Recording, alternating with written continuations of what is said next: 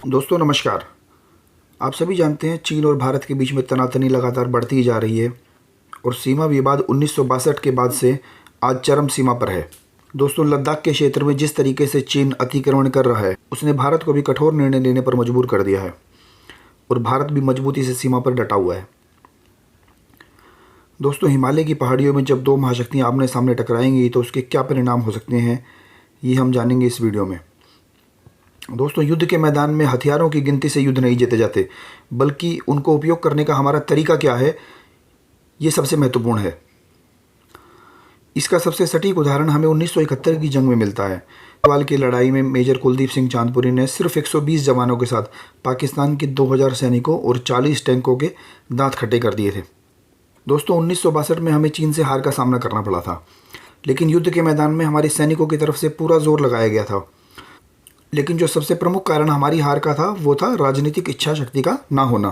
चीन 1962 से पहले लगातार अपनी क्षमताओं में वृद्धि कर रहा था, जबकि हमारे राजनेता सिर्फ और सिर्फ शांति के पथ पर चलकर सीमा विवाद को सुलझाने के हक में थे।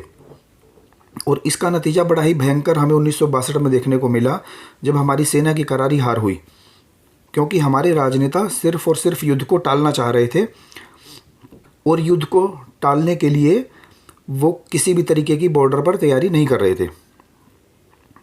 दोस्तों जब कोई सेना बिना तैयारी के युद्ध लड़ती है तो जंग शुरू होने से पहले ही खत्म हो जाती है, लेकिन 2020 में ऐसा बिल्कुल नहीं है। चीनी अतिक्रमण को सबक सिखाने के लिए इस बार सरकार भी तैयार है और सेना ने भी कमर कस रखी है। और दोस्तों ये भी हमारी विदेश नीति की जीत है कि दुनिया की कई महाशक्तियाँ आज भारत के साथ खड़ी हैं चीन के विरुद्ध। दोस्तों फिलहाल भारत और चीन के बीच तल्खियाँ चरम सीमा पर हैं और जानकारों के मुताबिक निकट भविष्य में दोनों देशों के बीच एक छोटी जंग हो सकती है।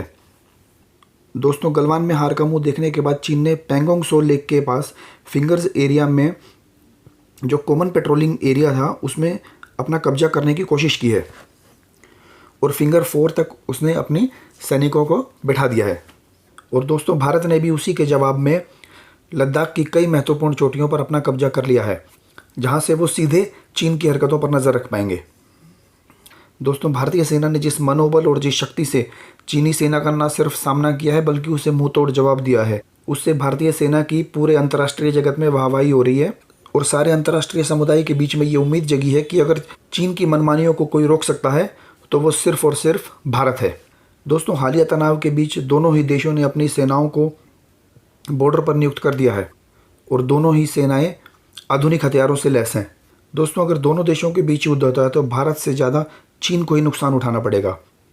और जिस तरीके से भारत के CDS विपिन रावत ने तैयारियां की हैं उसके सामने चीन को टिकवाना आसान नहीं होगा। दोस्तों मैं आपको अगली वीडियो में बताऊंगा कि भारत की तैयारियां बॉर्डर पर कैसी हैं और अगर इस बार चीन और भारत के बीच में युद्ध होता है तो किसकी जीत होगी और चीन के नापाक इरादों की भारत कैसे धज्जियाँ उड़ाएगा ये भी मैं आपको बताऊँगा। दोस्तों आज की वीडियो में इतना ही। अगर आपको ये वीडियो अच्छी लगी हो तो इसे लाइक करें और मेरे चैनल को सब्सक्राइब करें। जय हिंद।